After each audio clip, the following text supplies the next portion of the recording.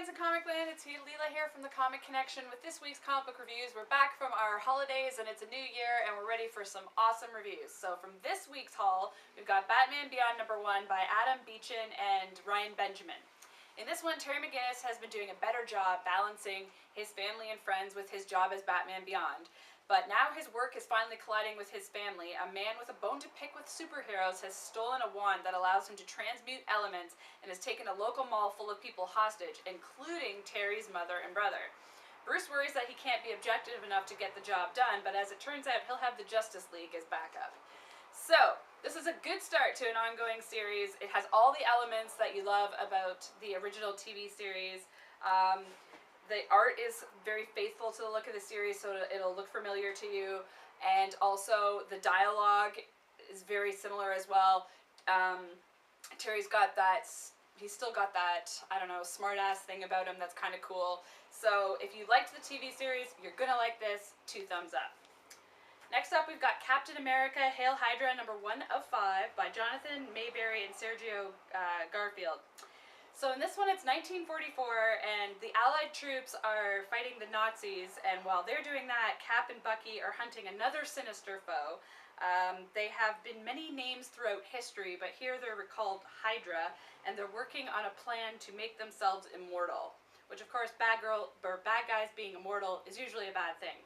So, there's a lot happening in this one. I was very surprised to find out that I enjoyed this, and that there was even something that they added to sort of Cap's backstory that was very interesting. So it's not just one of those throwaway miniseries. It actually has some good stuff in there for people who know a lot about Cap. So I can't wait to read #2, surprisingly. If you have a chance, pick it up. Now, while we were on break, this awesome book came out that I didn't want to skip a review on. So, Batman the Dark Knight #1 by David Finch. If you don't know, in this one, Bruce takes a break from his globalization plan to follow some leads on a case in Gotham, a case that hits a personal note to him from the past, and he soon finds himself colliding with an old foe.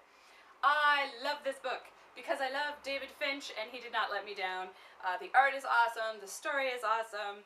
It's more Bruce being Batman while still in what's going on with the current Batman Inc. thing. But it is on its own too, and I love the villain that they're using to begin this off, and he just captures him perfectly. So if you're looking for a Batman book to read, this is definitely the one to pick up.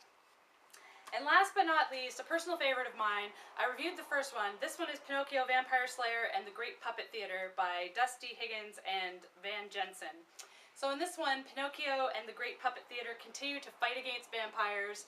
If you like vampire stuff, and you like sort of like a twisted fairy tales kind of thing, you're really gonna like this. Make sure you go out and pick it up, and we will see you next week. Go. Hey folks, welcome back. Happy New Year. This is the start of another new season of Geeking Out. And first up we have Brody's Ghost, written and drawn by Mark Crilly. And in this one, Brody hoped it was all a dream, but no.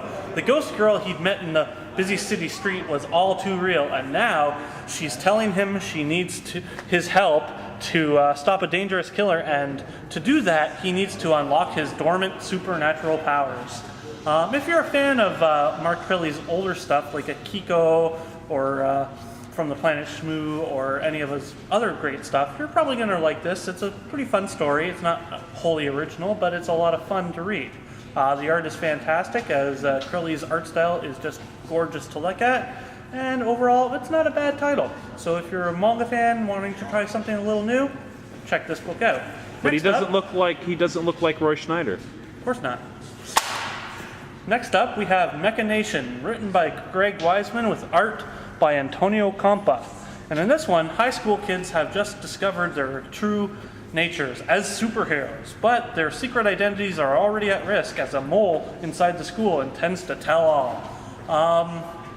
I didn't like this title a lot, and I think it has to do with the style. If you're a fan of the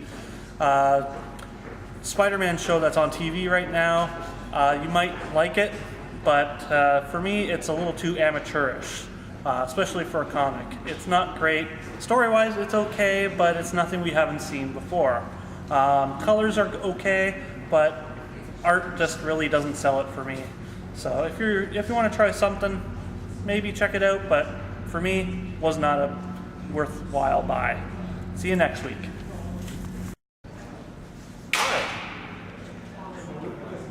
Hi, I'm Tom Savage, and I'm here to review a movie. I was really excited when I saw the previews and the trailers for Black Swan, and I was really excited for a trippy, creep-out fest, beautiful ballet, choreographed awesomeness. However, I don't think they had that movie the day that I went. I ended up seeing Black Swan, which was like an episode of Cops with ballet in it. You can say what you want about it being a retelling of Swan Lake, but really, it's like the people running the camera were about as good as Jim running the camera. Stop filming my crotch, Jim. This isn't Black Swan. Now, Black Swan is shallow, fragmented, slow, with no real payoff. It's hipster bullshit at its worst. Like Scott Pilgrim? It wants to be artsy, but has that Hollywood reek to it. It just... I couldn't find myself giving a shit about any of the characters. The special effects were out of place. There wasn't enough of them or too much. You know, I can't decide which one. The film is just dreadful. And it's the story of this ballerina who refuses to give the guy a blowjob that runs her company and somehow gets the lead, which I'm pretty sure that's not how that works. And then she gets the lead and starts worrying about the machinations of all of her feet. Mecha-Nation. Oh my god, I get it! Mecha-Nation! Anyway, but back to Black Swan. It's artsy as shit, but it's not in any way entertaining. So it's probably going to win about 1,000 Oscars. So if you want to see an artsy film that you can brag about that you've seen to your friends, go see Black Swan. If you want to see a good movie, go see anything else. Except for maybe Yogi Bear, Gulliver's Travels. That one with the one with Angelina Jolie and then Johnny Depp. That one's not very good. There's a lot of shitty movies though. Let's just go see Tron.